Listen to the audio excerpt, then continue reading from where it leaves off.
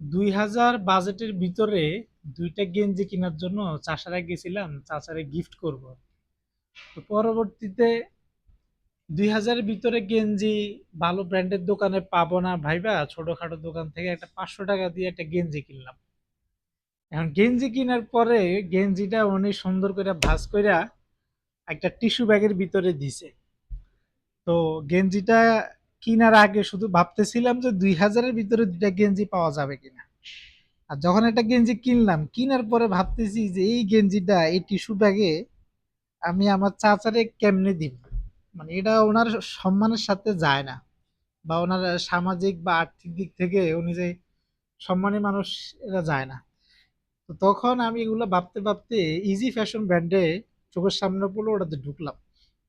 তো ওটাতে ঢুকার পরে ১৫০০ প্লাস দিয়ে আরেকটা গেঞ্জি কিনছি। কিনার পরে ওনারা সুন্দর একটা ট্রান্সপারেন্ট পলির ভিতরে গেঞ্জিটা প্যাক কইরা আরেকটা শপিং ব্যাগের ভিতরে দিয়া ব্যাস পিন আপ করে দিল।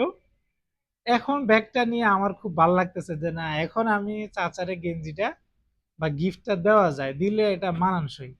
তখন ওই যে আরেকটা যে গেঞ্জি কিনছি, ওই গেঞ্জিটা এখন আমার সাইজেরও হয় না। হইলে আমি রাইখা দিতাম। যেহেতু হয় না ওনারে দিমু ওটা আমি আরেকটা ট্রান্সপারেন্ট পলির ভিতরে ঢুকাইয়া ওই শপিং ব্যাগের ভিতরে দোনোটা গেঞ্জি চাচারে দিছি।